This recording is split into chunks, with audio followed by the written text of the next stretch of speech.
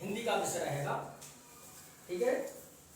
और हिंदी के विषय में जो टॉपिक रहेगा, जो प्रकरण रहेगा हमारा, वो रहेगा विलोम शब्द। कौन सा रहेगा? विलोम शब्द। तो विलोम शब्द, विलोम क्या है? बात ये चल रही है कि आखिर विलोम क्या चीज है, विलोम किसे कहते हैं। तो सबसे पहले हमारे लिए ये देखना होगा कि विलोम क्या है, क्योंकि विलोम आप जानते हैं विलोम क्या होता है। विलोम एक ऐसा शब्द अटपटा सा लग रहा है कि जिसकी हमें जानकारी होनी चाहिए कि आखिर विलोम कहते किसे हैं, ठीक है। तो मैं आज आपको विलोम के विषय में बताऊंगा कि विलोम क्या होता है, ठीक है। तो देखिए मैं लिख के बताता हूं, विलोम शब्द यानी विलोम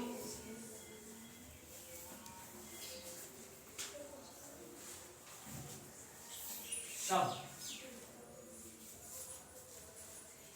विलोम शब्द। देखिए सब बच्चे ध्यान से देखें और सब बच्चे बैठ जाएं। क्या नाम है? झलक, तुम बैठो नीचे, बहुत जल्दी बैठ जाओ, सब बच्चे बैठ जाइए। देखिए बात कोई नहीं करेगा, बात कोई भी नहीं करेगा। देखिए मुझे एक संस्कृत में श्लोक याद आ रहा है और मैं उस श्लोक को तुम्हें बता देना चाह रहा हूं कि देखिए संस्कृत में कहा गया है, काग चेष्टा बको न ध्यानम स्वान निद्रा तथेव च।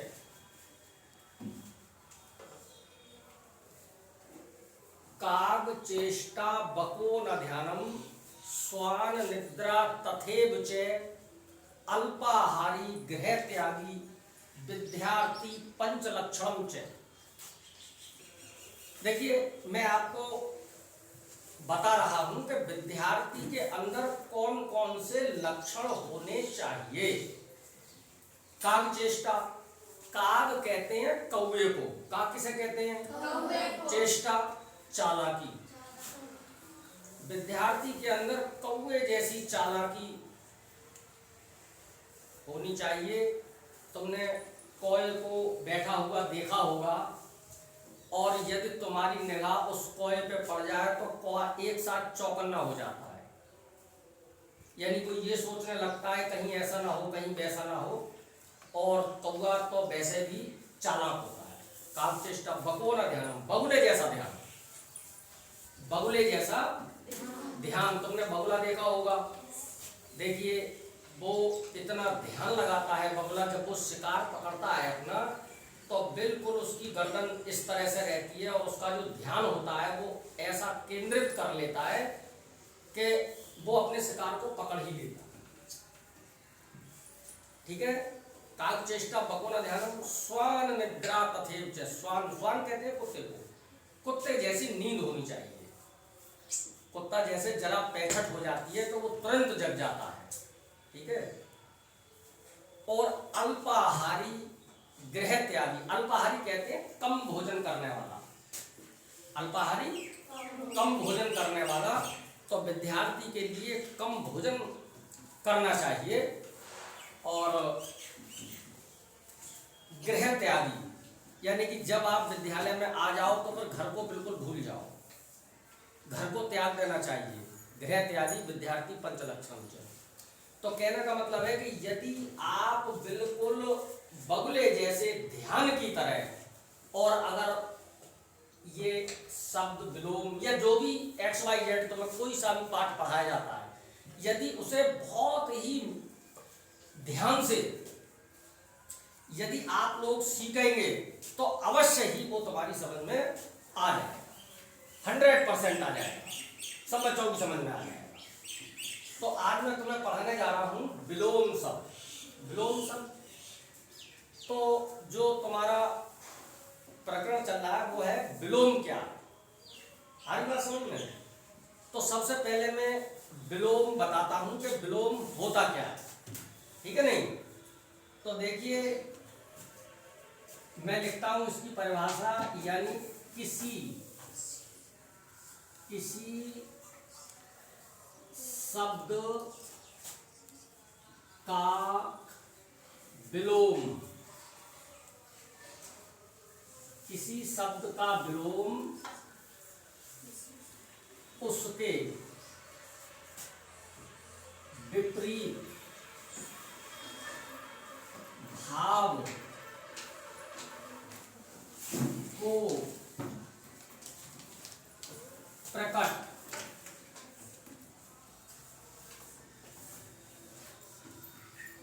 करता।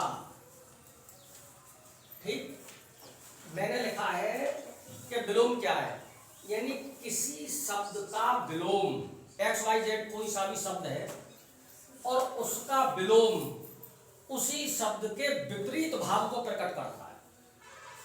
सब बच्चे समझ रहे हैं? किसी शब्द का विलोम उसके विपरीत भाव को प्रकट करता है। अपनी भाषा में तुम कह सकते हो उल्टा, है ना। लेकिन जो पढ़ी लिखी भाषा है वो विपरीत बोला जाएगा। जैसे मान लीजिए मैंने बोल दिया दिन, क्या बोला मैंने? दिन। तो दिन का जो विपरीत है परिभाषा के अकॉर्डिंग जो है शब्द क्या आया? दिन। मैंने बोल दिया शब्द है दिन। तो जो इसका इस शब्द के विपरीत भाव को, यानी कि जो इसके बिल्कुल विपरीत है, अपनी भाषा में तुम उल्टा कह सकते हो। तो दिन का उल्टा क्या हुआ? रात। ठीक है, क्योंकि क्यों हुआ, कैसे हुआ दिन का? रात कैसे हो गया? क्योंकि दिन का मतलब ये है सूर्य उदय हुआ, सूर्य निकला और प्रकाश फैल गया, इसका मतलब उजाला हो गया और अब दिन निकल आया, अर्थात अब दिन है ना। दिन का मतलब यही तो हुआ। और इसका जो दिन का अगर हम विलोम शब्द कहें तो इसके विपरीत भाव को प्रकट करेगा। इसका विपरीत भाव क्या होता है? रात। क्या होता है? रात, यानी कि दिन और रात। ठीक, आ रहा है समझ में? इतनी बात समझ में आई? तो अब मैं लिखता हूं यहां पे शब्द और यहां पे चलेंगे आपके विलोम। यहां पे क्या चलेंगे? विलोम। तो ये तो हो गए आपके शब्द और ये हो गए विलोम। जैसे मान लीजिए मैंने यहां पे लिखा, एक बीच में लकीर खींच देते हैं, पार्टीशन कर देते हैं इसका, तो इससे आपको ये पता पड़ेगा कि इधर जो लिखे जाने वाले हैं वो तो हैं शब्द। शब्द के नीचे लिखे जाने वाले क्या हैं? शब्द। और जो इसका विपरीत है, इन शब्दों का जो विपरीत है वो लिखा जाएगा इधर विलोम के नीचे। ठीक है, यानी उल्टा। तो मैंने यहां पे देखिए ये एक शब्द लिखा, कौन बच्चा पढ़ के बताएगा मैंने क्या शब्द लिख दिया? ये कोई बच्चा पढ़ के बताएगा ये मैंने क्या लिखा? हाँ मुझसे बोलिए। हाँ, अमृत। क्या लिखा है मैंने? अमृत। क्या लिखा? अमृत।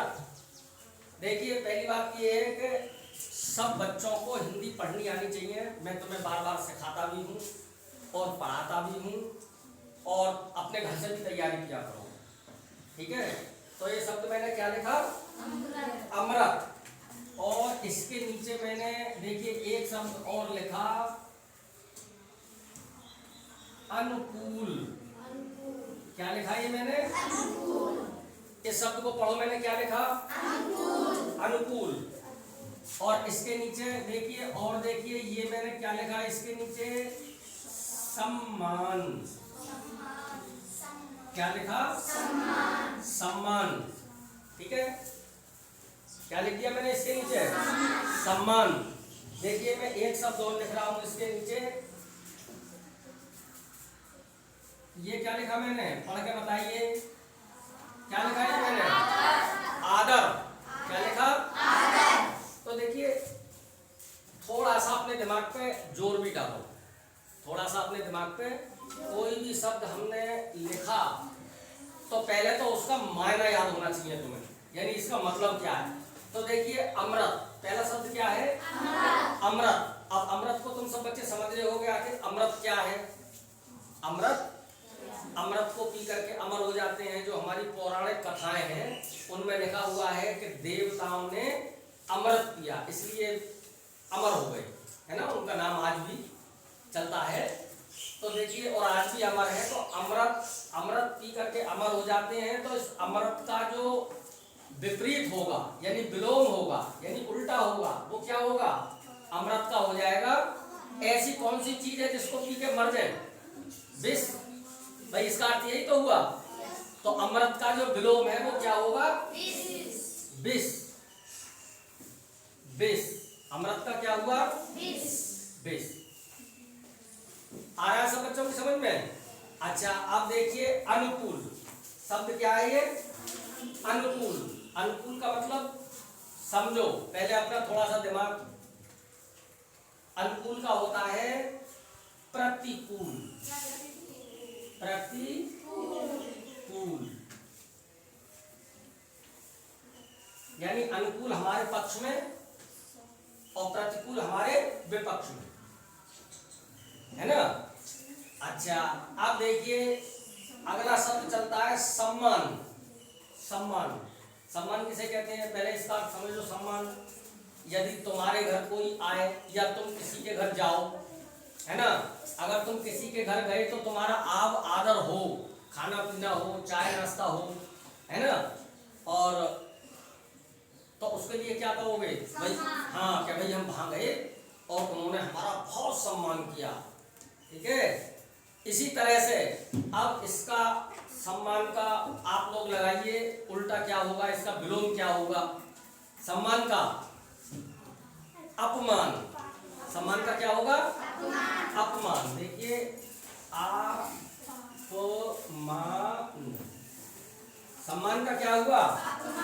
अपमान, है ना। और ऐसे ही आदर है। आदर, कोई तुम्हारा आदर भाव करे, इसका भी यही है सेम। तो आदर का हो जाएगा हमारा निरादर। आदर का क्या हो जाएगा हमारा? निरादर, ठीक है। आदर का क्या हुआ? अब देखिए अगला वाला शब्द हम लिखते हैं, ये क्या लिखा हमने? उच्च। क्या लिखा हमने? उच्च। तो उच्च माने ऊंचा। समझो, पहले इसका अर्थ ही निकालिए। इसका अर्थ निकालोगे, जब तक इस शब्द का तुम अर्थ नहीं निकालोगे, जब तक विलोम पे जल्दी से पकड़ नहीं होगी तुम्हारी। तो उच्च माने ऊंचा। तो उच्च का हमारा विलोम क्या हो जाएगा? हाँ शाबाश, ऊंचे का क्या हो जाएगा? लेकिन नीचे को हम कहेंगे निम्न, क्योंकि हमने यहाँ लिखा है उच्च। और तो उच्च का क्या हो गया? निम्न। निम्न, देखिए निम्न, निम्न, ठीक है। इतनी बात आती है तुम्हारी समझ में? अब देखिए अगला वाला शब्द हम लिखते हैं उदय। क्या लिखा हमने? उदय। इधर से सब बच्चों को समझ में आ रहा है? तो हमने ये शब्द कौन सा लिखा? ये लिखा हमने उदय, ठीक है। तो उदय का हमें क्या करना है? विलोम लिखना है। तो उदय माने क्या होता है? पहले उदय को देखिए। यदि आप लोग सुबह ही उठें, अर्ली मॉर्निंग, प्रातः काल, जब आप प्रातः काल उठेंगे तो क्या होता है? सूर्य जब निकलता है ना, तो आकाश में पहले लालामी आती है, जिसे कहते हैं कि पीली फट रही है। तो वो क्या हो रहा है? सूर्य उदय हो रहा है। क्या हो रहा है? वो उदय हो रहा है। तो उदय माने यानी निकलना, निकलना, ठीक है। तो इसका उदय का क्या हो जाएगा? नहीं, छिपना यानी अस्त। अस्त हो गए। सूर्य नारायण किधर होते हैं? पश्चिम में जाकर के, है ना। और उदय किधर से होते हैं? पूर्व दिशा से, है ना। तो उदय का क्या हो जाएगा? अस्त। क्या होगा उदय का? अस्त, ठीक है। और देखिए एक और मैं देता हूं, दयालु। दयालु, दयालु, दयालु शब्द का अर्थ निकालिए। दयालु माने दया करने वाला। दयालु माने दया करने वाला, और जो दया ना करे उसे क्या कहेंगे? निर्दयी, दया ना करने वाला। तो इसका दयालु का जो विलोम है वो क्या हो जाएगा? निर्दयी। शाबाश, बहुत बढ़िया, निर्दयी। इतनी बात आ रही है आप लोगों की समझ में, है ना? ठीक है, एक शब्द और लिख देता हूं मैं, एक शब्द का और बताएंगे। अच्छा आप सब बच्चे आप सोच के बताना, है ना? देखिए मैं जो है ये मैंने लिखा एक शब्द, क्या लिखा ये मैंने, क्या लिखा? कायर। क्या शब्द लिखा मैंने? कायर। तो कायर का क्या हो जाएगा? कायर का सोच के बताइए।